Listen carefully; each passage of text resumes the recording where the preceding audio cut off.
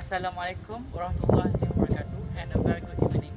I bring to our beloved lecturer of environmental microbiology, Noor Azrimi Umor, and my members of the floor. So today we are going to present about bioremediation on soil, which is the contamination of hydrocarbon oil on the soil and the ways to remove the contamination.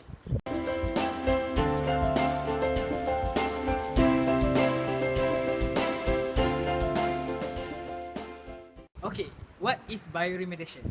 Bioremediation is the removal of contaminants from the area, which is water, soil.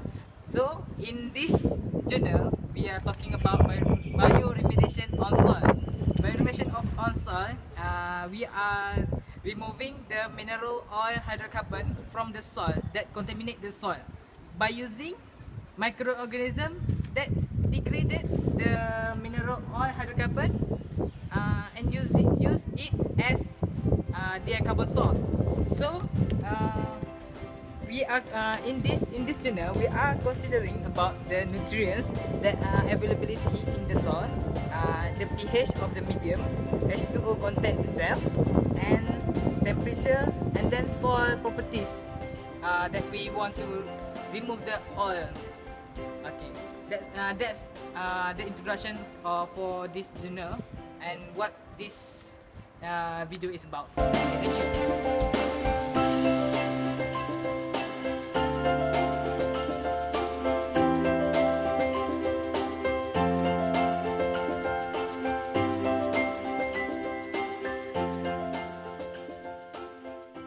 In this video, they are using seven types of pen, which have a different types of have a different content.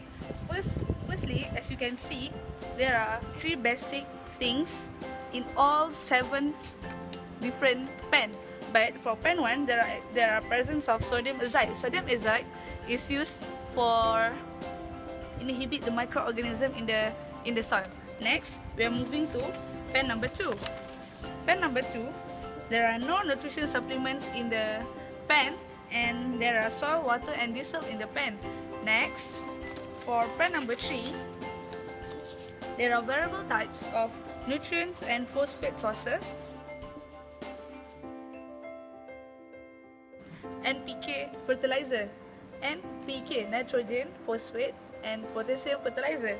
Next, for pen 4, there are additioning of fertilizer, calcium fertilizer, and ammonium nitrate. Next, for pen 5, there are adding K2HPO4, which is potassium, hydrogen, phosphate. For pen 6, there are dissolved in the elements in the pen 6. They are dissolved in water and urea. And the last pen, which is pen 7, there are consists of urea and potassium, hydrogen, phosphate. The result will be explained by Aklis. Thank you.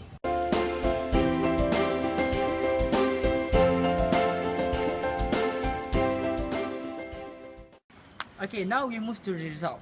The result is obtained after 88 days of incubation. So we'll be discussing on the enzyme.